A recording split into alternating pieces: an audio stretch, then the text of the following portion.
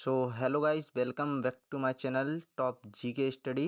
दोस्तों, इस वीडियो में हम बात करने वाले हैं 50 इम्पोर्टेंट जीके क्वेश्चंस के बारे में जो आपके एग्ज़ाम में कई बार पूछे जा चुके हैं।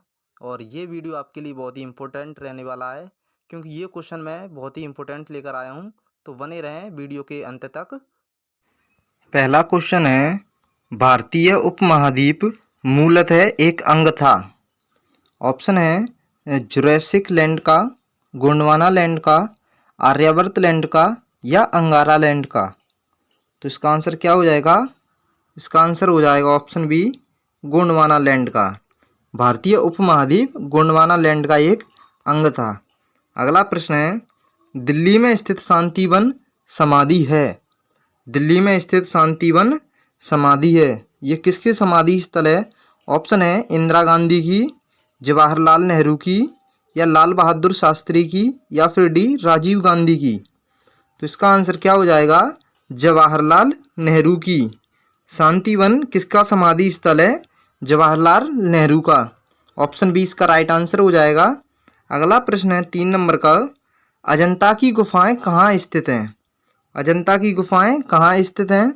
ऑप्शन है उड़ीसा, मध्य प्रदेश, महाराष्ट्र या केरल में।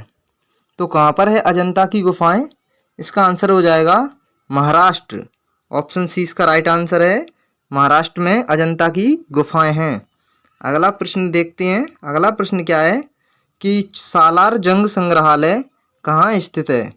सालार जंग संग्रहालय कहाँ पर स्थित है?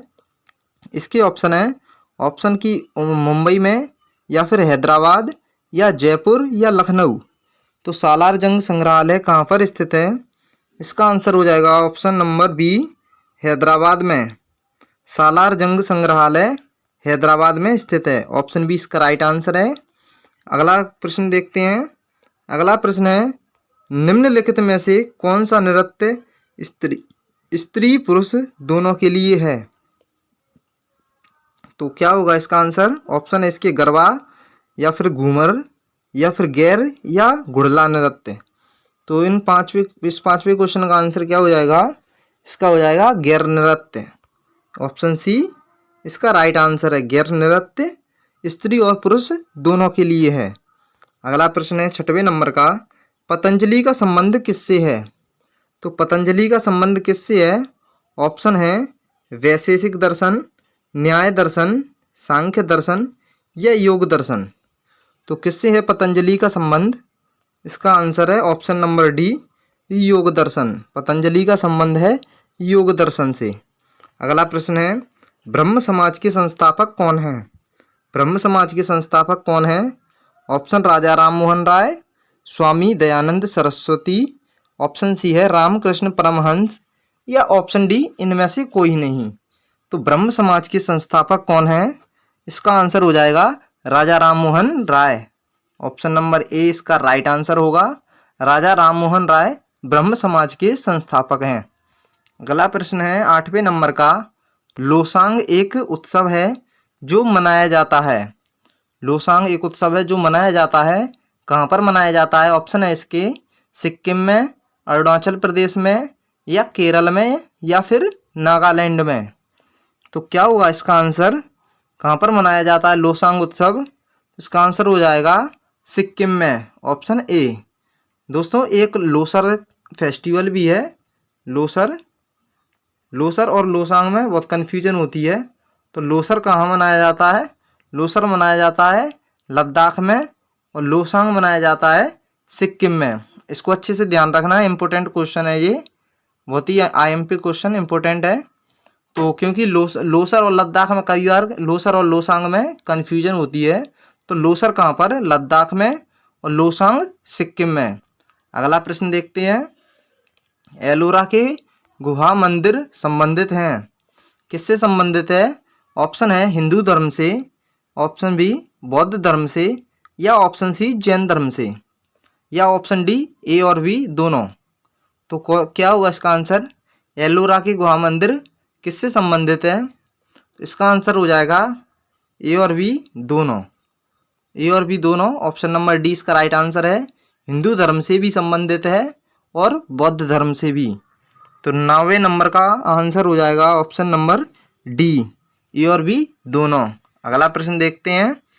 अगला प्रश्न है, शक कैलेंडर का पहला महीना कौन सा होता है?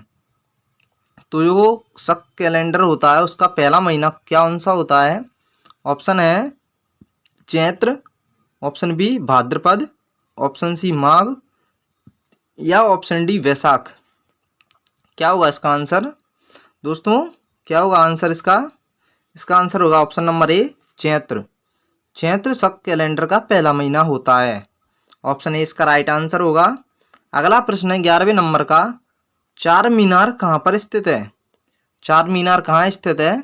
ऑप्शन है दिल्ली, हैदराबाद, औरंगाबाद या आगरा।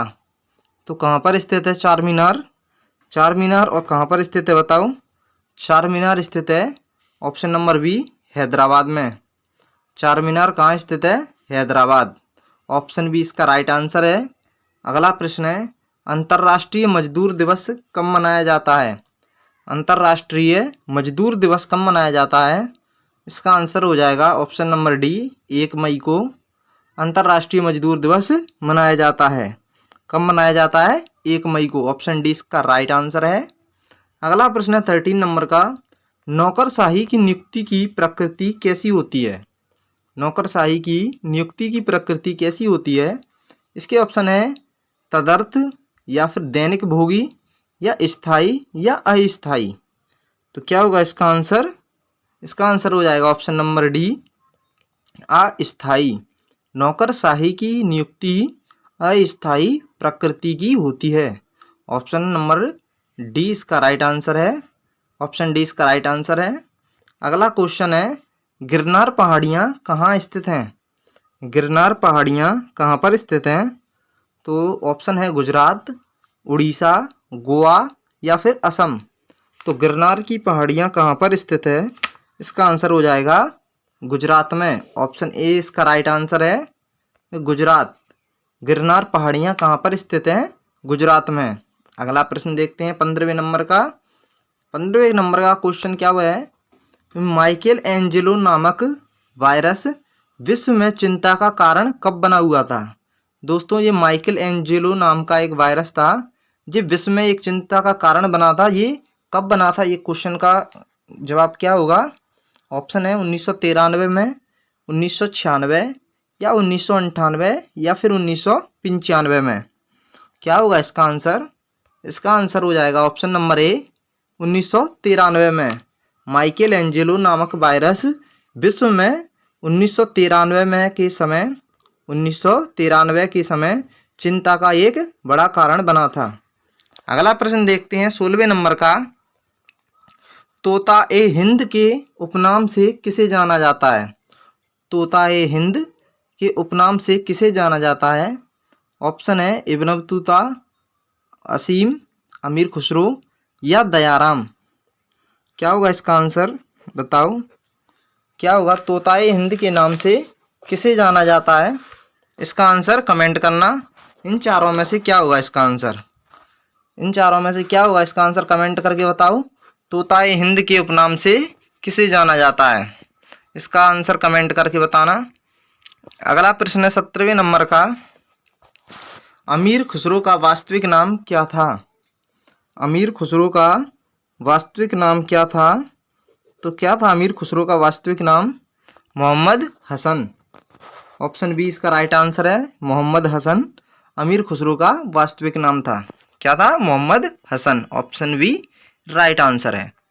प्रश्न है 18वें नंबर का है कि संगीत की दुनिया में सितार के जादूगर के नाम से किसे जानते हैं?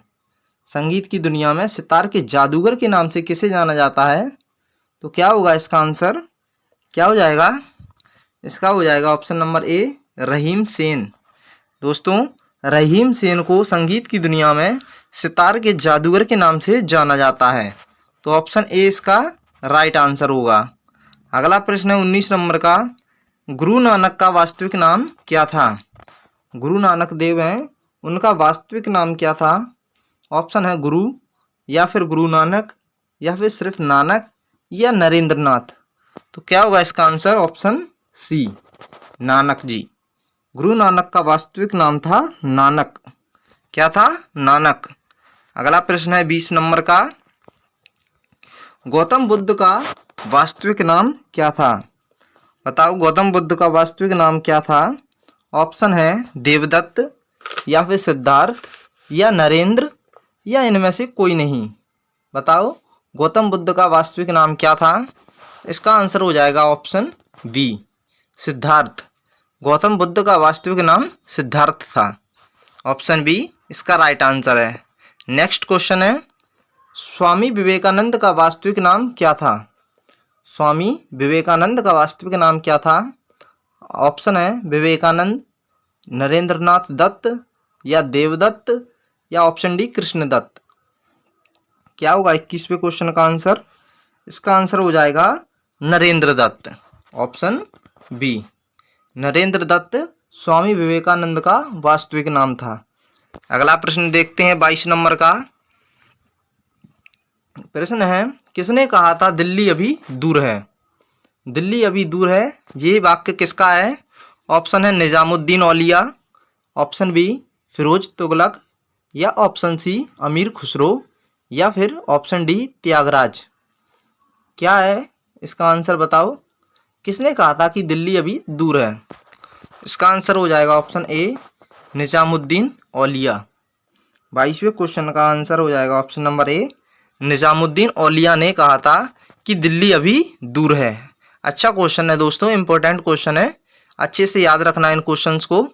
ये आपकी हर एक परीक्षा में पूछे जाने वाले बहुत ही इंपॉर्टेंट क्वेश्चंस है, तो इस वीडियो को बिना स्किप करे जरूर देखना। और छोटी सी वीडियो 50 क्वेश्चन की वीडियो है, ये आपके लिए बहुत ही लाभकारी रहेगी, तो वीडियो को पूरा जरूर देखें। अगला प्रश्न है 23 नंबर का, कि दुख में सब सुमिरन करे सुख में करे न कोय, यह पंक्ति किसने कही है? दोस्तों किसने कहा है ये पंक्ति कि दुख में सब सुमिरन करे सुख में करे न कोय? तो ये पंक्ति किसकी? ऑप्शन है Surdas, option B Tulsidas, option C Mirabai या ऑप्शन डी कबीरदास। तो क्या होगा इसका आंसर? 23 नंबर का क्या होगा answer? Option number D Kabirdas. Option number D Kabirdas. Kabirdas की पंक्ति है ये कि दुख में सब सुमिरन करें सुख में करे ना कोय। ये पंक्ति किसकी है? कबीरदास की। 24 नंबर का क्वेश्चन है, कर्मण्ये वाधिकारस्ते मां फलेषु कदाचना किस धर्म ग्रंथ की उक्ति है? ये किस धर्म ग्रंथ की युक्ति है? ऑप्शन है Ramcharitmanas, option B Ramayan, option C Shrimad Bhagavad Gita या ऑप्शन डी इनमें से कोई नहीं। तो ये किस धर्म ग्रंथ की युक्ति है? इसका आंसर हो जाएगा option number C Shrimad Bhagavad Gita. Shrimad Bhagavad Gita की ये पंक्ति है। अगला प्रश्न देखते हैं 25 नंबर का, किसने कहा था राम और रहीम एक ही ईश्वर के दो अलग अलग नाम हैं? किसने कहा था राम और रहीम एक ही ईश्वर के दो अलग अलग नाम हैं? ऑप्शन है कबीरदास, ऑप्शन बी है महात्मा गांधी, स्वामी विवेकानंद या तुलसीदास। क्या होगा इसका आंसर? इसका आंसर हो जाएगा ऑप्शन नंबर ए कबीरदास। क्या हो जाएगा? कबीरदास। अगला प्रश्न देखते हैं प्रश्न नंबर 26। प्रश्न नंबर 26 में क्या है? आदि शंकराचार्य का जन्म कहाँ हुआ था? आदि शंकराचार्य का जन्म कहाँ हुआ था? ऑप्शन है कलादी या ऑप्शन बी कांचीपुरम या ऑप्शन सी मथुरा या ऑप्शन डी काशी। तो कहाँ पर हुआ था आदि शंकराचार्य का जन्म? बताओ क्या होगा इसका आंसर? बताओ क्या होगा इसका answer? Option number A Kalady. Kalady कहाँ पर है? ये केरल में स्थित है। कलादी गांव है एक, ये कहाँ पर स्थित है? केरल में। केरल में स्थित कलादी गांव में आदि शंकराचार्य का जन्म हुआ था। और ये कब हुआ था? ये हुआ था 507 ईस्वी पूर्व। कब? 507 ईस्वी पूर्व में हुआ था। कहाँ पर? केरल के कलादी गांव में। केरल के कलादी गांव में। ठीक है, ऑप्शन ए इसका राइट आंसर है। अगला प्रश्न है 27 नंबर का प्रश्न है, ईसा मसीह का जन्म कहाँ हुआ था? तो ईसा मसीह का जन्म कहाँ हुआ था? ऑप्शन है बेबीलोन, ऑप्शन बी एब्रे या ऑप्शन सी बेथलहेम या ऑप्शन डी बेरूत में। तो ईसा मसीह का जन्म हुआ था ऑप्शन सी बेथलहेम में ये ईसा मसीह के जो अनुयायी हैं उनके लिए पवित्र स्थान है। और ये कहाँ पर है? बेथलेम। ये इजराइल की राजधानी यरूशलेम से 10 किलोमीटर दूर एक जगह है जिसका नाम है बेथलहेम। क्या है? बेथलहेम। ये ईसा मसीह के जो भी अनुयायी हैं उनके लिए बहुत ही पवित्र स्थान है। तो इसका आंसर हो जाएगा ऑप्शन नंबर सी। अगला प्रश्न देखते हैं। यामिनी कृष्णमूर्ति का संबंध किस शास्त्रीय नृत्य से है? यामिनी कृष्णमूर्ति का संबंध किस शास्त्रीय नृत्य से है? ऑप्शन है Kathak, option B Bharatanatyam, option C Odissi या option D Kathakali. Important question है दोस्तों, ये कई बार परीक्षाओं में पूछा जा चुका है। इस क्वेश्चन को अच्छे से याद रखना। क्या होगा इसका आंसर? इसका आंसर हो जाएगा ऑप्शन नंबर बी भरतनाट्यम। क्या होगा? भरतनाट्यम। यामिनी कृष्णमूर्ति का संबंध है भरतनाट्यम से। अगला प्रश्न देखते हैं। अगला प्रश्न क्या है? बिरजू महाराज किस क्षेत्र के सुविख्यात कलाकार हैं? बिरजू महाराज किस क्षेत्र के विख्यात कलाकार हैं? ऑप्शन है ऑप्शन नंबर ए भरतनाट्यम नृत्य के, ऑप्शन बी कथकली नृत्य के, या ऑप्शन सी ओडिसी नृत्य के, या फिर डी कथक नृत्य के। तो बिरजू महाराज किस क्षेत्र के विख्यात कलाकार हैं? क्या होगा इसका आंसर?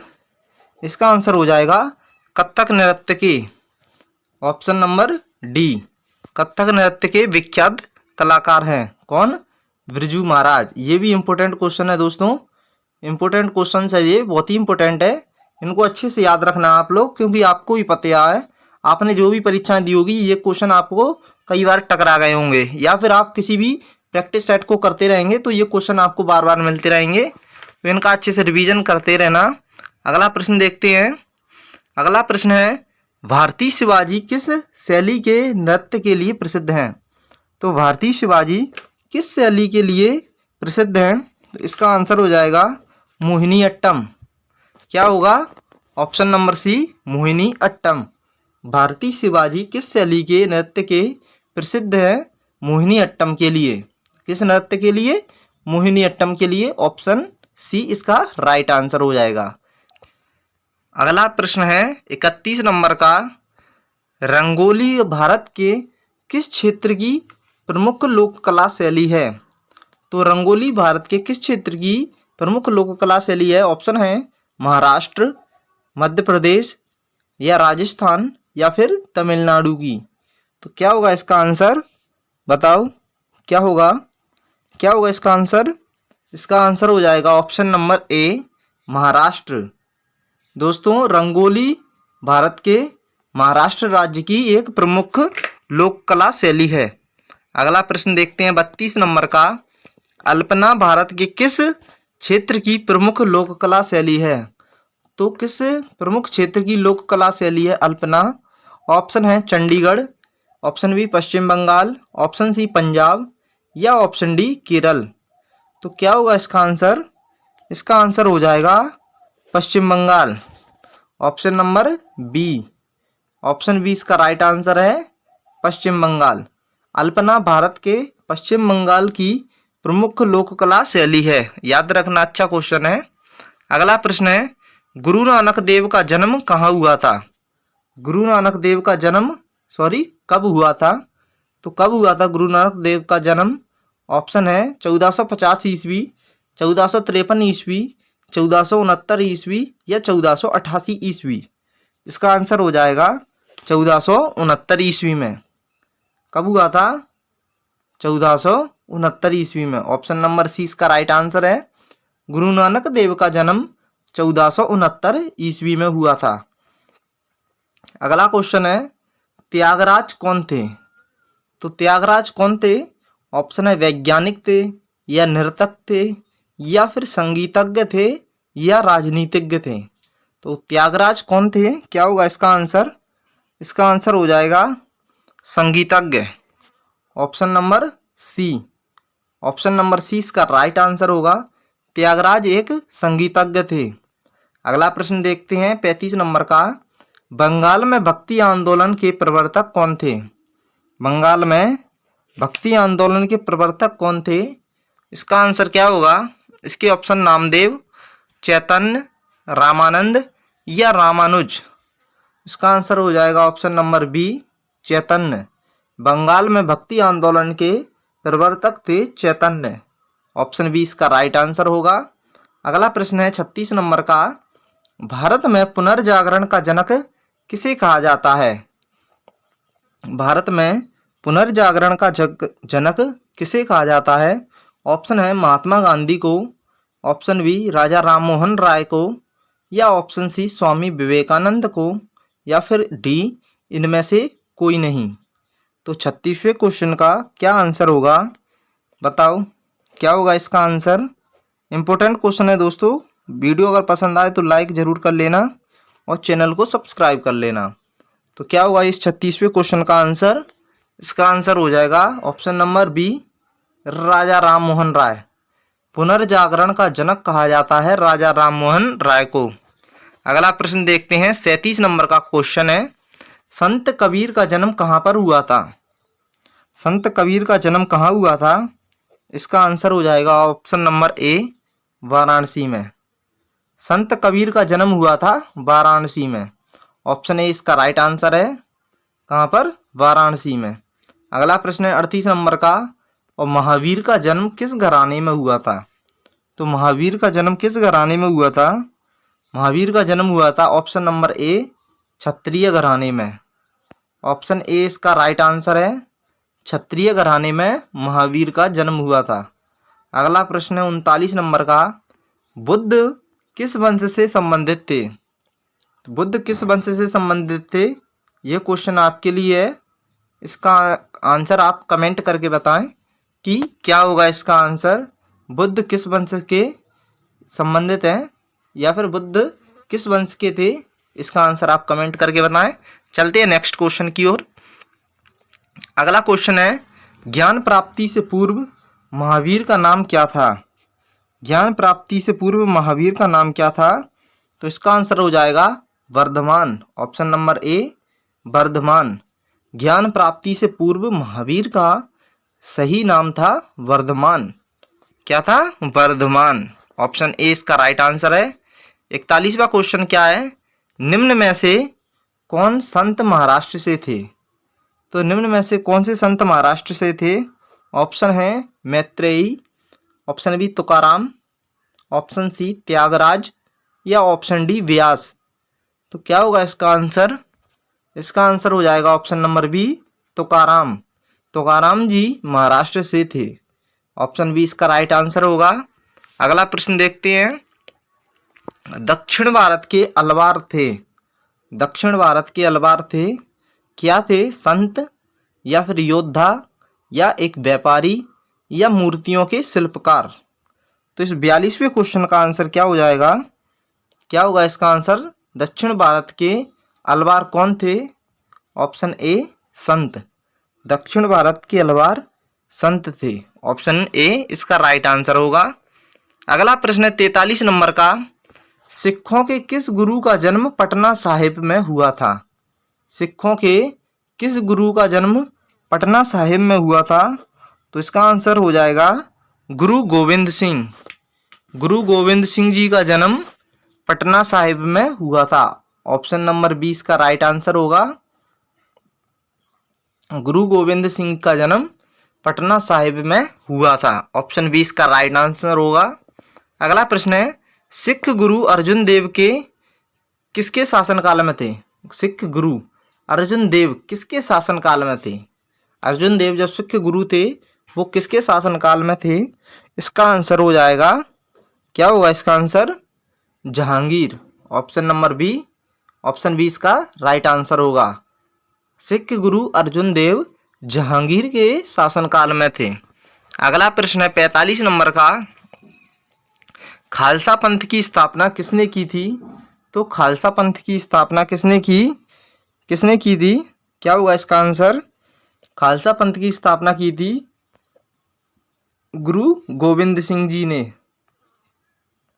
गुरु गोविंद सिंह जी ने खालसा पंथ की स्थापना की। ऑप्शन सी इसका राइट आंसर होगा। अगला प्रश्न देखते हैं 46वें नंबर का। राग मियाँ की मल्हार, ये एक राग है। मियाँ की मल्हार की रचयिता किसे माना जाता है? ऑप्शन है अमीर खुसरो, तानसेन, स्वामी हरिदास या बैजू बावरा। तो कौन है, क्या होगा इसका आंसर? इसका आंसर हो जाएगा तानसेन जी। राग मियाँ की मल्हार की रचयिता हैं तानसेन जी। ऑप्शन बी इसका राइट आंसर होगा। अगला प्रश्न है 47 नंबर का। कथक कहाँ की नृत्य है? कथक कहाँ की नृत्य है? कहाँ की नृत्य है कथक? बताओ कहाँ की नृत्य है? कथक कहाँ की नृत्य है? ऑप्शन है उत्तरी भारत, मणिपुर, उड़ीसा या केरल। तो इसका आंसर हो जाएगा ऑप्शन नंबर ए, उत्तरी भारत। कथक उत्तरी भारत की है। ठीक है, इसका आंसर है ऑप्शन नंबर ए। अगला प्रश्न है मुखौटा नृत्य का संबंध किस नृत्य शैली से है? मुखौटा नृत्य का संबंध किस नृत्य शैली से है? ऑप्शन है इसके कुचिपुड़ी, मणिपुरी, कथकली या उड़ीसी। तो क्या होगा इसका आंसर? इसका आंसर हो जाएगा कथकली। ऑप्शन नंबर सी इसका राइट आंसर होगा, कथकली से संबंधित है।